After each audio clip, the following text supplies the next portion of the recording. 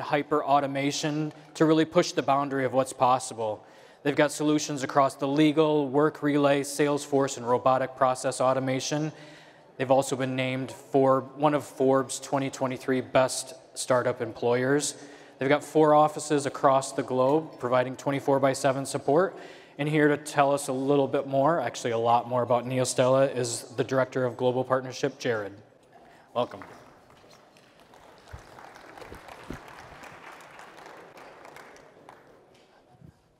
Thank you, thank you. Hello, everyone. Hope you're enjoying lunch. And first of all, have to thank C3 for putting on what has been a very enjoyable event so far. So thank you to everyone on the C3 team. My name is Jared Tunn. I'm the Director of Global Partnerships at Neostella. I'm based out of Austin, Texas, but we're based out of Milwaukee, Wisconsin, which is where I'm from. So it's very, very good to be back in the Midwest. I'm no longer melting every time I go outside, and the leaves actually change color here and not just green to brown. So thank you for having me. So I'd like to start off by having you think about your past jobs, your whole career to date. And there was probably some jobs you had where they just weren't that enjoyable. It was probably some good, some bad, but some of the negativities likely were a combination of certain tasks you just simply didn't like doing, maybe some insufferable coworkers, maybe some very repetitive and monotonous work that you had to do, processes that weren't well defined and relied on tribal knowledge or lack of work-life balance. Well, we're out here to solve a lot of these challenges because when you as an organization are operating efficiently, your employees are happy, they're given the technologies and tools that allow them to focus on what humans do best, to be strategic, to be creative, to add value to an organization that simply makes you feel that way. I mean, how many people here, I'd love to see a show of hands, how many people like doing repetitive data entry? I think we got one, but I think he's a joker. No one really does. No one likes doing those types of tasks. So what we do at Neostella is combine various automation suites, integration suites, along with some of our own IP, combined with professional services and expertise to help you pull back the layers on your organization and where you can make the most impact with automation.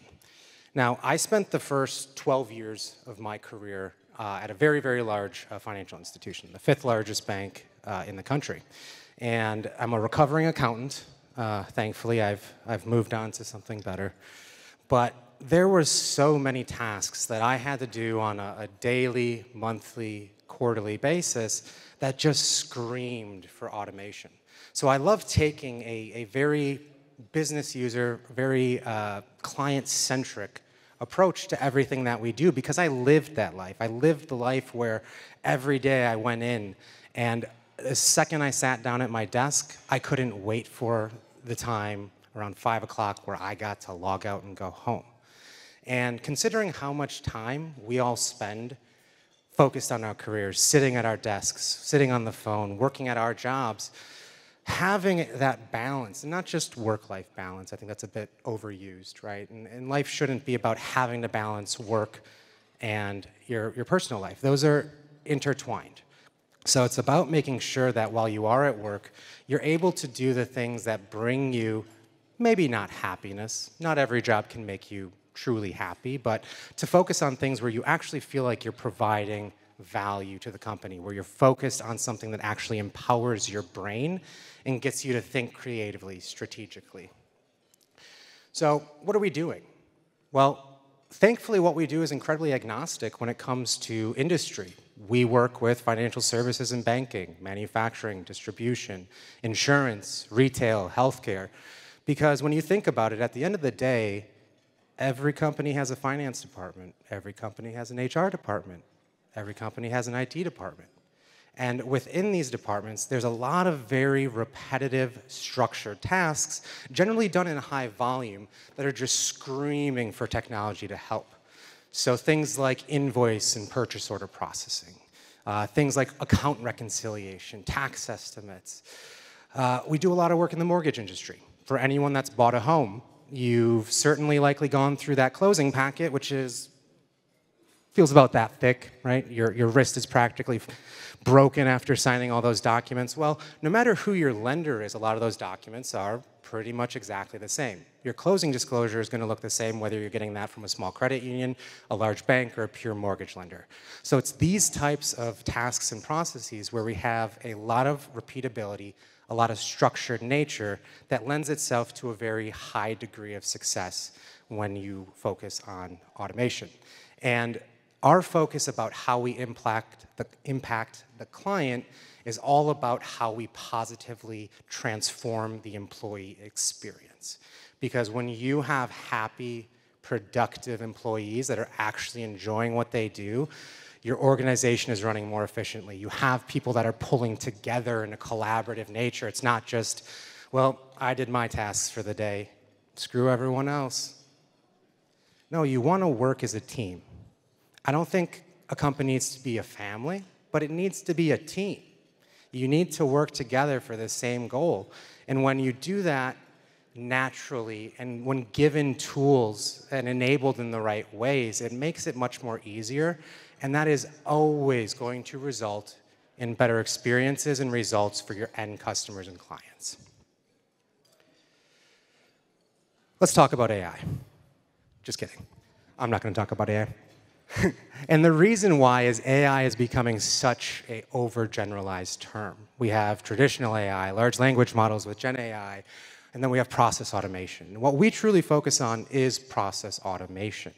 Because just like with any other technology, AI is a tool to help us evolve as humans and to learn better ways to do things, more efficient ways to do things. Technology and humans has always been a partnership, whether it was planting a field or doing that wonderful repetitive data entry that one guy likes.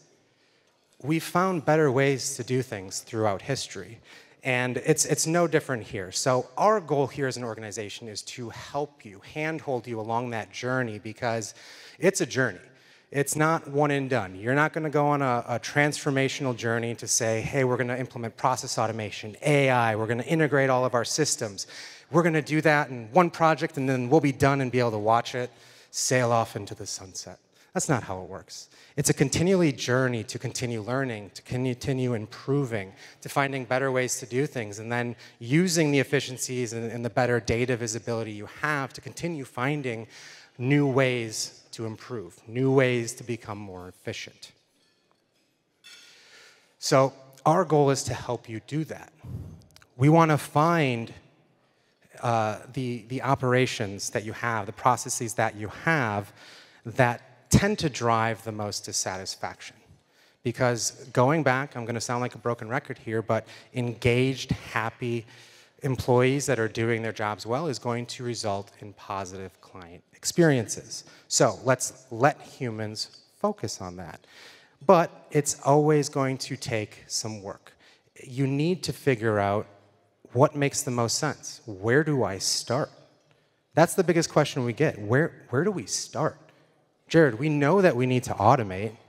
We know that we have all these inefficiencies within our organization. Our competitors are doing this. But where do we start? And it's about just starting to pull back those layers to say, what are you doing in high volumes on a day-to-day basis? What are you constantly getting complaints about from your employees? Because you start to figure out where the dissatisfaction lies, and you start to match that with time-sensitive, business-critical processes. And it's actually pretty easy to start coming to terms with what is that low-hanging fruit that's going to allow us to make the biggest impact the fastest, because we all know when we're looking at emerging technologies that are new for the organization, there's a lot of skepticism. And it's really critical to make sure that those first wins that you get are as impactful as possible, because you want evangelization for what you're doing throughout your organization. And we want to help you get there. So what are the outcomes we've seen? Well, with our process management solution, we've helped Procter & Gamble. Procter & Gamble has a process they call their e-content process. Think about any new product, any change in product.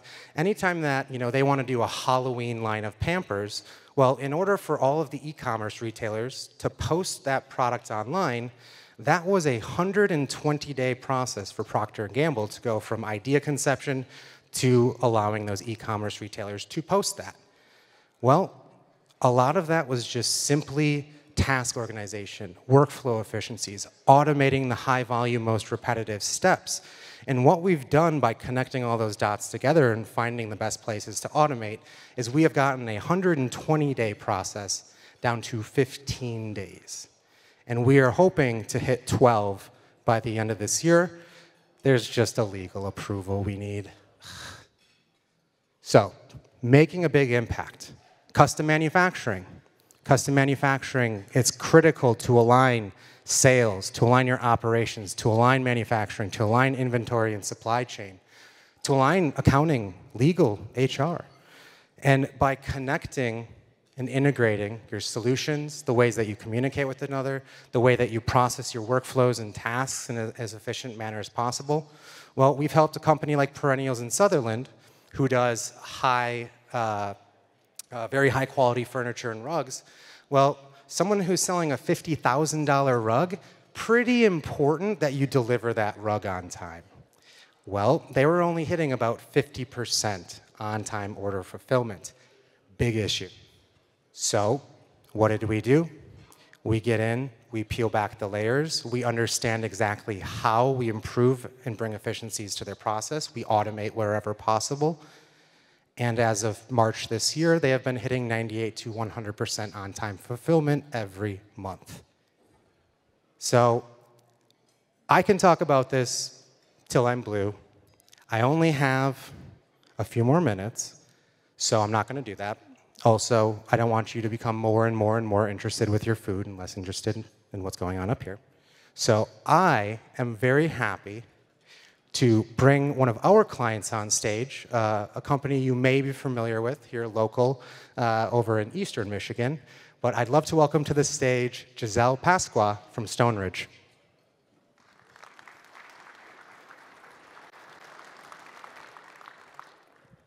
Thanks, Giselle. Could you please start? Do you want a seat? Oh, yeah. Do a nice little fireside chat. So I would love for you just to start off by introducing yourself, explaining your role at Stone Ridge, and who is Stone Ridge? Yeah, so my name is Giselle Pasqua, and I'm the Financial Systems and Process Transformation Manager at Stone Ridge, Inc. We are a publicly traded company based in Novi, Michigan, so not too far from here. And we are a global manufacturer and designer of highly engineered electronic components, mainly serving the automotive, commercial, off-highway markets. My background is in accounting. I've been at Stone Ridge for 4 years now, and I've been involved as the internal project manager for many of our RPA initiatives. Awesome. I feel like Stone Ridge is one of those companies where, not necessarily many people have heard of it, but you're probably utilizing, your components and equipment that you make almost every single day. Yeah, they're that. all in the OEMs, so. Mm-hmm. Awesome. Well, I'd love to ask you a few questions, really about your journey overall. What were some of the operational roadblocks that Stone Ridge was first experiencing back in 2020 when we started working together that really led you to look at process automation as a solution? Yeah, so back in 2020, as many of you know, this was the start of COVID. And as we were shifting to remote work, our key drivers in us pursuing automation initiatives was to, one, reduce our internal costs within our accounting department because we were still relying on external consultants to process our accounts payable invoices. And then number two, most importantly, was to free up time for our team to do more value-added tasks.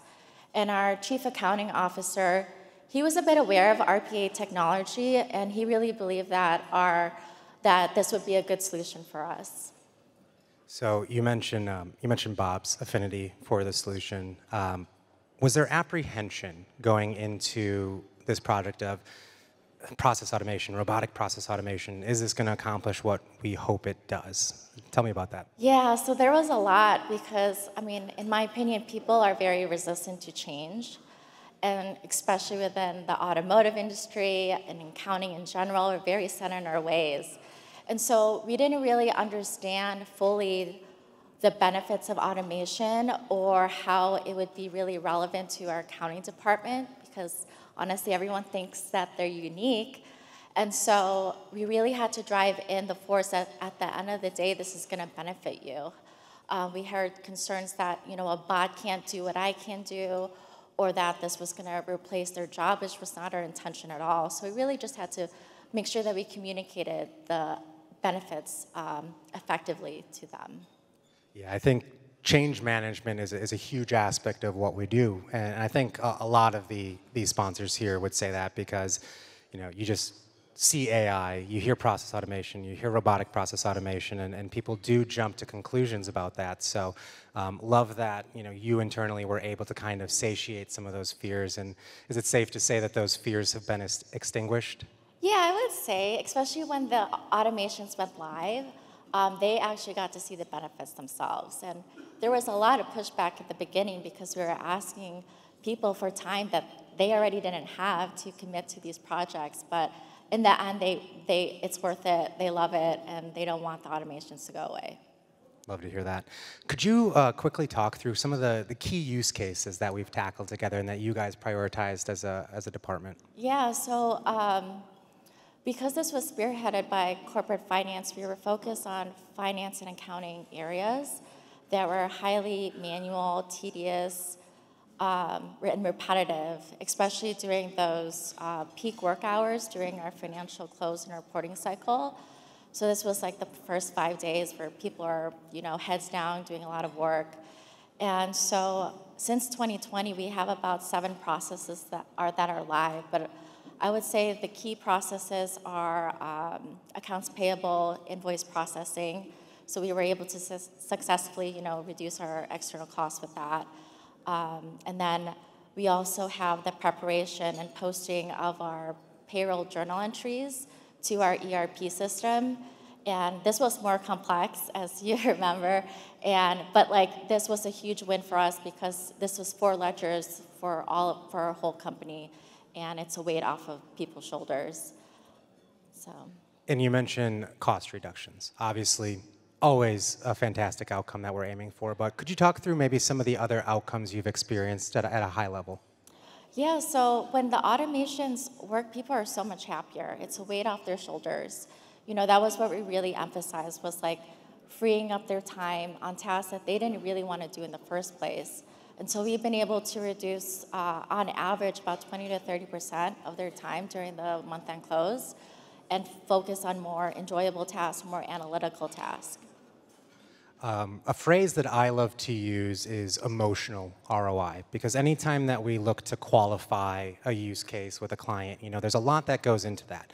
Of course, there has to be a cost-benefit analysis, but we often focus on that emotional ROI that is hard to quantify necessarily in dollars and cents, but can often be the biggest positive impact on, you know, employee morale, on fighting things like attrition. I mean, we know the cost that goes into rehiring and training and things of that nature. So love to hear kind of across the board that your team is experiencing both financial and emotional ROI. Yes. We've got about 30 seconds here, so one more question for you, Giselle. I would love for you to impart a little bit of wisdom on the audience before we step off stage. If you could give, you know, 1, maybe 2 kind of best practices, tips, tricks for anyone that is either starting or thinking about exploring, you know, process automation and automation journey, really digital transformation and modernization in general. Any wise words? Yeah, so I would definitely recommend establishing a center of excellence for more of a formal governance structure. Have representatives, key stakeholders from multiple departments, especially IT, because they really need to be involved from the get-go. And then just a reminder just that automation is a journey. You know, nothing is going to be perfect. There are going to be surprises. There's going to be hiccups, setbacks. Just effectively communicate with your team, with those involved, with your implementation partner for sure, and just have fun with it. Well, thank you, Giselle. I really appreciate you joining me today, driving over from Novi yesterday. So hope you have a good rest of your conference, and thank you again. All right, thank you.